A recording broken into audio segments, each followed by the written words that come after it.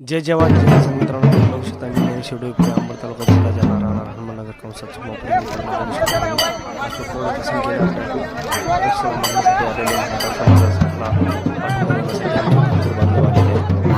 दादा जरांगे यांना भेट देण्यासाठी आमचे धनगर समाज बांधव आलेले आहेत.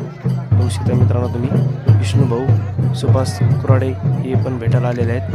मित्रांनो बघू शकता लाखाच्या संख्येने आपली संख्या उपस्थित आहे. इथे बघू शकता तुम्ही मराठी समाज धनगर समाज सगळे एकत्र आलेले आहेत. मित्रांनो बघू शकता तुम्ही आरक्षण मागणीसाठी आलेले आहे.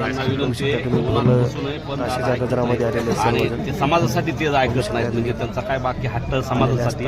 आणि आज धनगर बांधव आले, विष्णुभाऊ आमचे धनगर समाज आलेले आहेत. मित्रांनो बाकी सगळे आता इथं सगळेच आहेत, सगळ्याचे नाव घेत नाही, पण सगळे आलात आणि मराठा समाजाच्या तुम्ही पाय आरक्षणाला पाठिंबा दिला. आम्ही कायम सोबत आहोत आणि ज्यावेळेस धनगर आरक्षणाचा प्रश्न एकत्र आहे. असतो त्यावेळेस दादा आणि मराठा समाज कायम सोबत असतो. सगळे एकजुटीने राहायला पाहिजे. सगळ्याला आरक्षण भेटेल.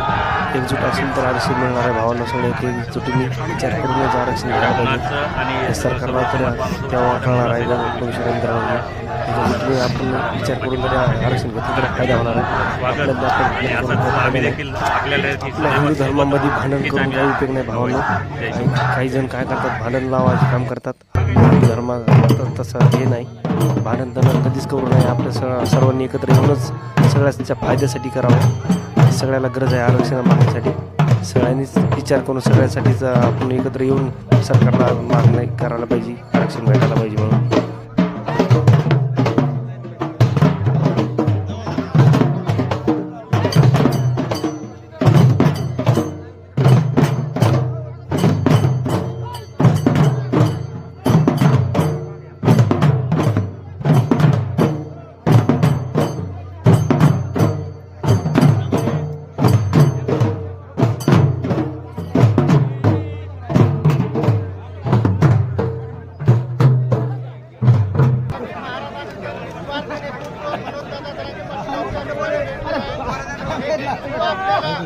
कमवायचं नाही आहे बांधवांनो.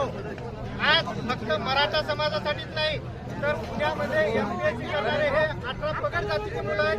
या विद्यार्थ्यांसाठी मनोजदादा धावत आले आणि अमरावतीला शेतकऱ्यांचं आंदोलन होतं. त्या ठिकाणी सुद्धा मनोजदादा गेले. म्हणजे शेतकरी काय कुठल्या एका जातीचा नसतो. नाशिकचं प्रकरण असेल, पुण्यातलं मुलीचं प्रकरण असेल, म्हणजे प्रत्येक ठिकाणी जर मनोजदादा त्या ठिकाणी स्वतः जात असतील, पाठिंबा नाही तर त्या व्यक्तीला जोपर्यंत न्याय भेटत नाही तोपर्यंत त्या ठिकाणी ते थांबत असतील, तर मग आज या महाराष्ट्राचा फक्त मराठा समाजात या ठिकाणी का असावा, इतर समाज देखील या ठिकाणी का नसावेत या हेतूनच